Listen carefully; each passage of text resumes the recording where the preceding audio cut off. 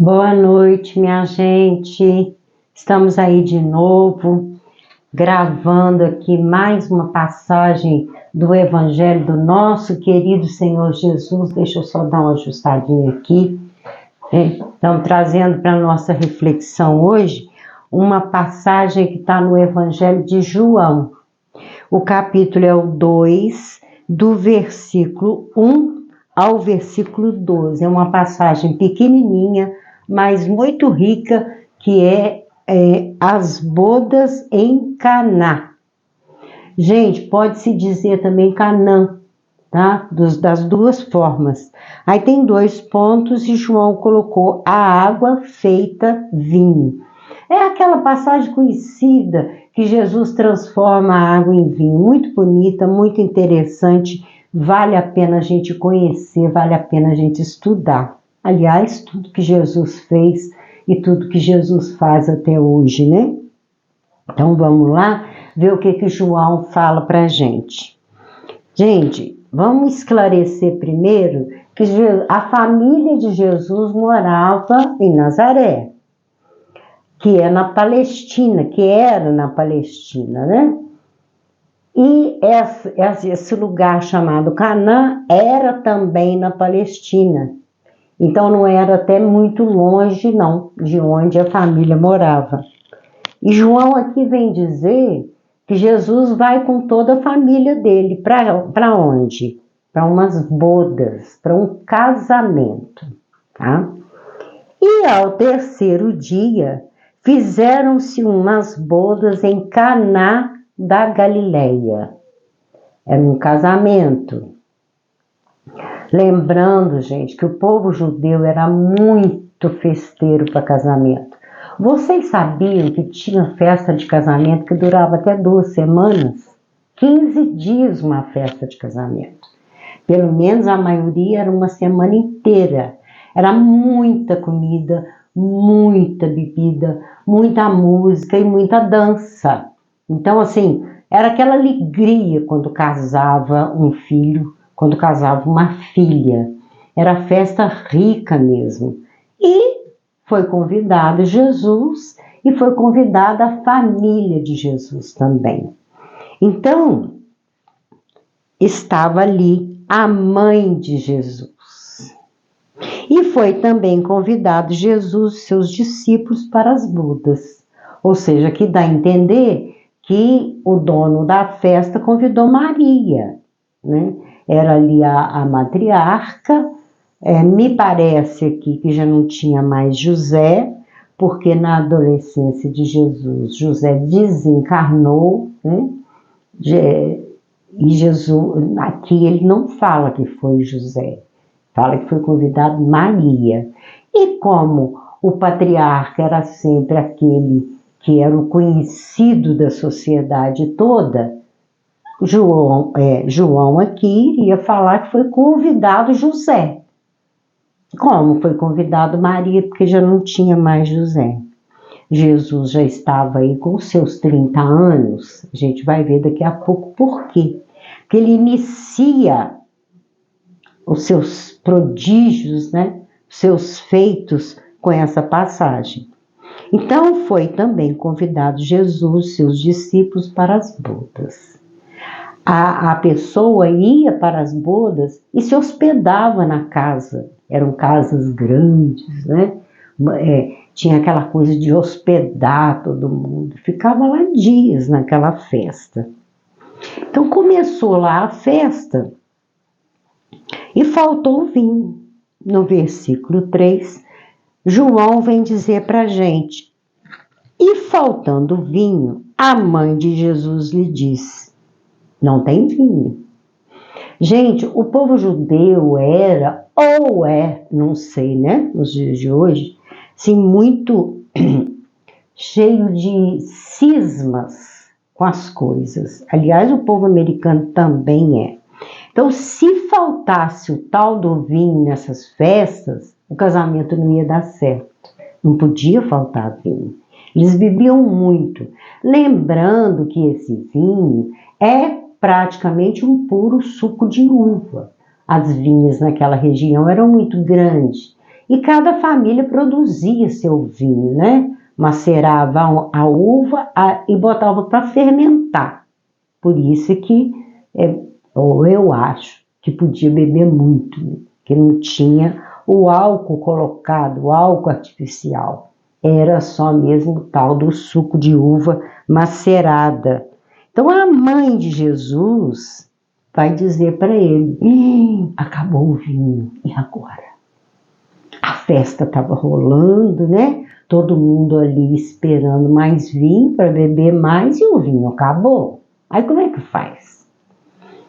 E essa resposta que Jesus dá para a mãe dele, a gente acha assim muito esquisito, até um pouco agressivo. Porque Jesus vai dizer para ela: mulher, que tenho eu contigo? Muito estranho, né?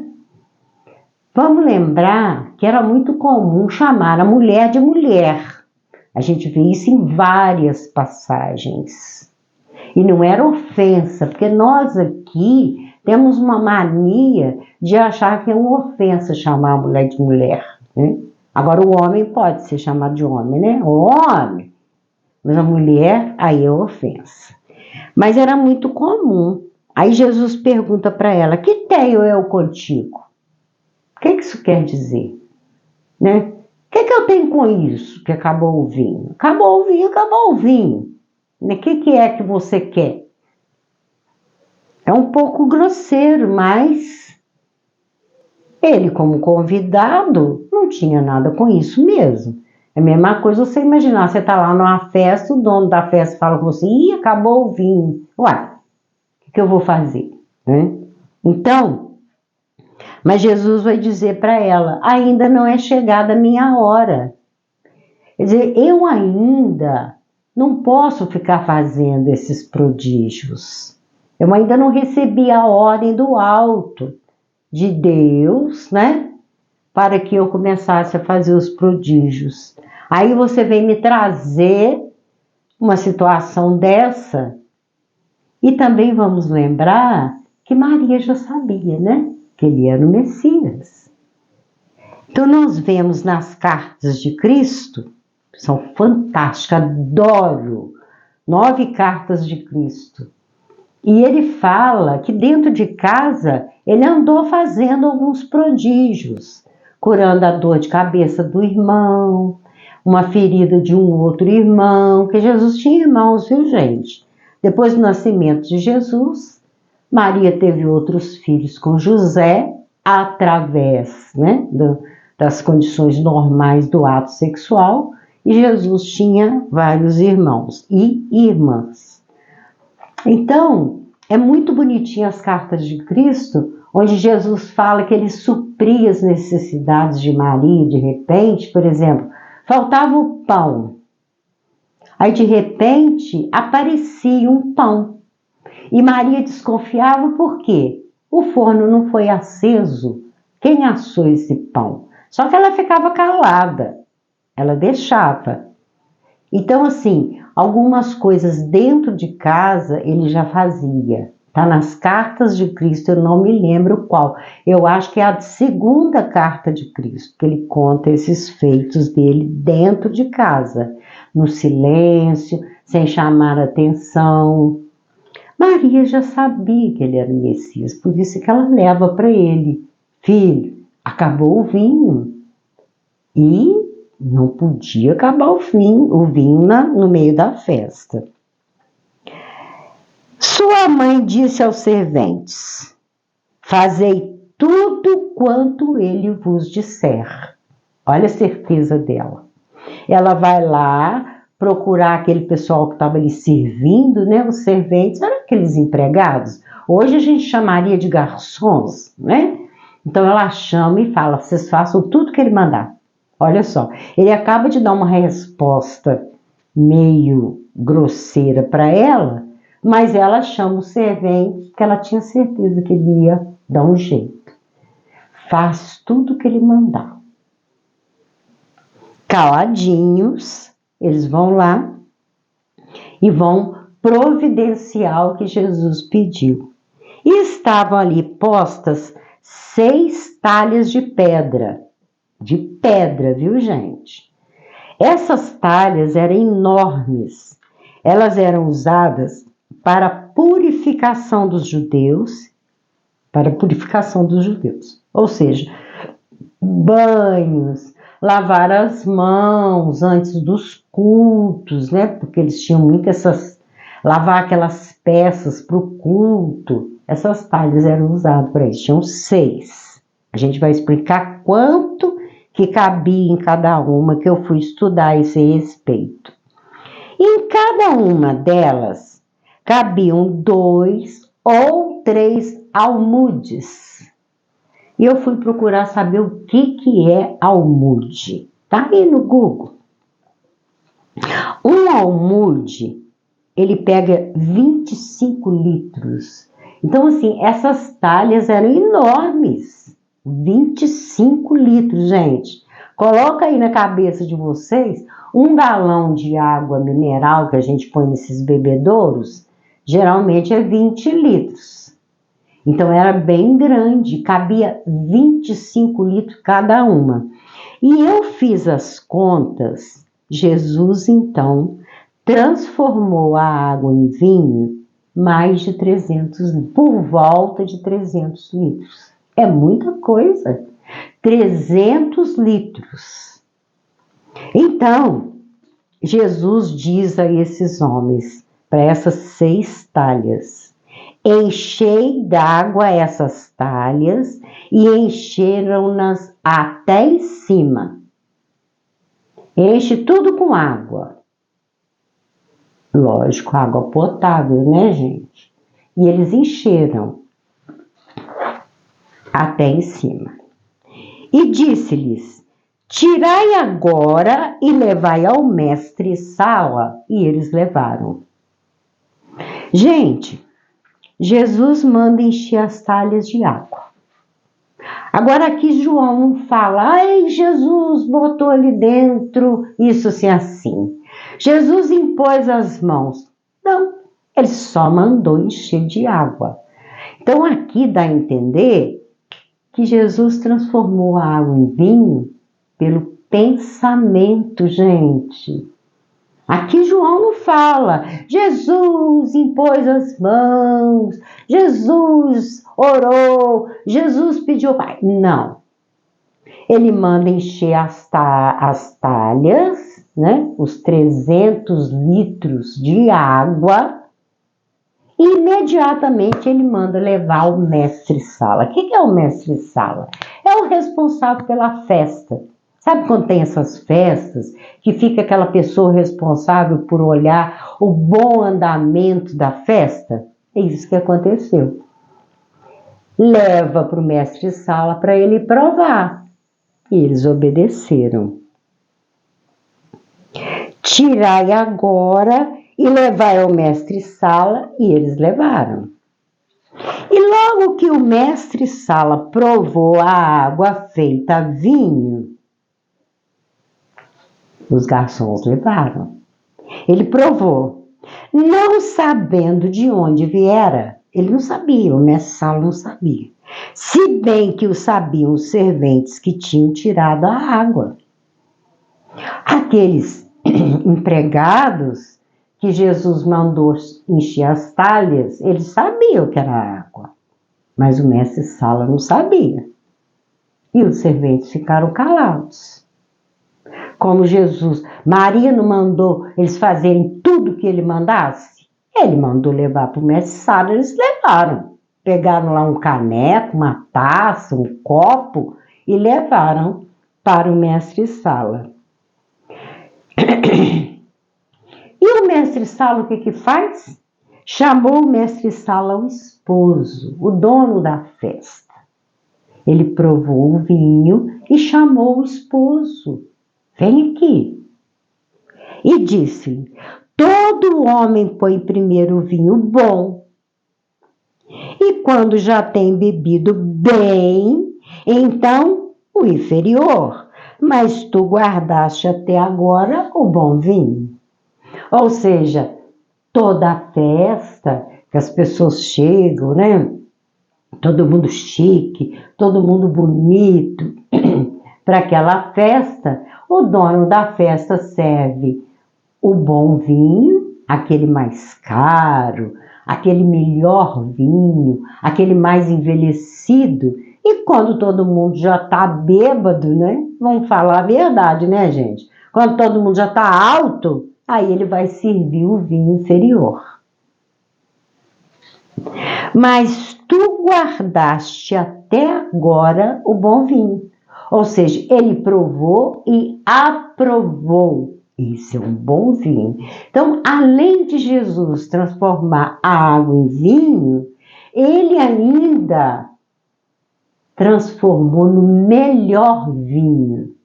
É muito lindo isso. O que será que Jesus fez, hein, gente? O que será que Jesus pensou? Será que ele pensou nos vinhedos, nos cachos de uva e transportou, ele fez um transporte para dentro daquelas talhas? Será? Eu fico muito curiosa a esse respeito, né? Isso no mundo espiritual, a gente lê nesses livros de André Luiz, Nosso Lar, e A Vida Continua, Missionários da Luz e muitos outros, a questão de moldar, né? De moldar as coisas, igual Jesus moldou os pães lá na montanha, na segunda multiplicação dos pães, na primeira e na segunda multiplicação dos pães. Jesus agora, ele vai lá e molda em suco de uva dentro daquelas talhas que tinha água.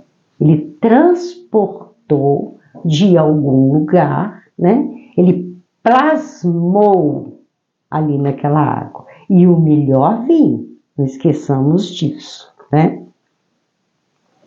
Jesus principiou assim os seus sinais em Caná da Galileia e manifestou sua glória, e os seus discípulos creram nele. Os discípulos viram, os discípulos ficaram sabendo, e aí ficaram maravilhados e acreditaram em Jesus com esse feito. Outra coisa que a gente vê aqui é que Jesus não era aquele homem sisudo, né? Aquele homem carrancudo, ranzinza, exigente. Jesus bebia vinho, Jesus participava da festa. E como o povo judeu era muito de dançar, de rir, muito feliz com as festas de casamento, é claro que Jesus participou, né, gente? Amélia Rodrigues diz que ele dançou nessa festa. Porque o espírito, para ser evoluído, ele não precisa ser sisudo, carrancudo, cara fechada. Ele era alegre, ele era feliz. E ele sabia da sua condição. E como a mãe dele confiou nele, lá no fundinho dele, ele deve ter ficado mais feliz ainda. Está lá nas cartas de Cristo que Maria várias vezes duvidou muito do que ele pudesse ser o Messias. Mas também, né, gente, claro, você tem aí 3, 4, 5 filhos, né? Eu acho que ela tinha 5, não tenho muita certeza, depois eu vou verificar isso. Inclusive um que era muito parecido com Jesus. Muito interessante a história desse irmão, muito parecido com ele. Então, ele viu que agora Maria estava confiante, tanto é que ela entrega a responsabilidade para plasmar lá o tal do vinho ao filho. Fazei tudo que ele mandava. Depois disso, desceu a Cafarnaum. Jesus, como eu já falei várias vezes, ele não ficava parado num lugar só. Ele sai de Caná e vai para Cafarnaum, junto com seus discípulos. Ele e sua mãe e seus irmãos e seus discípulos. E ficaram ali não muitos dias. Eles foram até Cafarnaum, eles andavam muito naquela região. Foram até Cafarnaum junto com a mãe, os irmãos e os discípulos, né? Ele encerra uma situação aqui e ele vai para ali. Ele então vai para outro lugar para ensinar, para curar. E dessa vez, como ele havia ido à festa das bodas lá em Caná com a mãe e os discípulos, ele resolveu levá-los a essa viagem a Cafarnaum. Fica aí, então, a passagem que está aqui no nosso bilhetinho, as bodas em Caná, ou Canaã da Galileia. Vamos à nossa frase, é a mesma da vez passada, que eu adoro. Mas se vós soubesses o que significa misericórdia quero, não sacrifício, não condenaríeis os inocentes. Condena os inocentes, não. Em qualquer dimensão, seja na material, seja na espiritual, para de condenar inocentes ao sacrifício. Acaba com esse negócio de sacrifício. Que coisa horrível isso, gente. Colocar uma criança inocente a um sacrifício horrível, um trauma, tanto físico quanto psicológico para o resto da existência. Vamos escutar Jesus. Se vós soubesses o que significa misericórdia quero, tenha misericórdia com os pequeninos, misericórdia com os inocentes. Condena não, gente. Fica aí então as bodas de Caná e essa frase belíssima do nosso Senhor, que está em Mateus, no capítulo 12, no versículo 7. E eu deixo aqui o meu voto de muita paz no seu coração, de muita alegria, e que Jesus abençoe cada lar aqui representado. E hoje eu vou falar uma coisa antes do beijo de despedida, pedir vocês para dar um like, né, gente? Me ajuda aí, ajuda a divulgar Jesus. Eu fico vendo essas palestras por aí, ou então algum programa, alguma live, eu fico vendo o dia inteiro, né, aqui no meu cantinho, no meu cafofo, e fico vendo, né, 1.000, 1.500, mais de 2.000 pessoas assistindo. Você sabe quantas que vêm assistindo essas gravações que eu tenho feito com os ensinamentos de Jesus? 2. Não passa disso. A única vez que passou foi para 3. Foi uma vez só. Compartilha, gente. Manda para alguém os ensinamentos, aquele que você achar que serve para aquela pessoa, para ela recorrer aos ensinamentos de Jesus. Vamos divulgar Jesus, tá bom? Então, eu despeço, desejando bênçãos para sua família, para o seu lar. Um beijo no seu coração.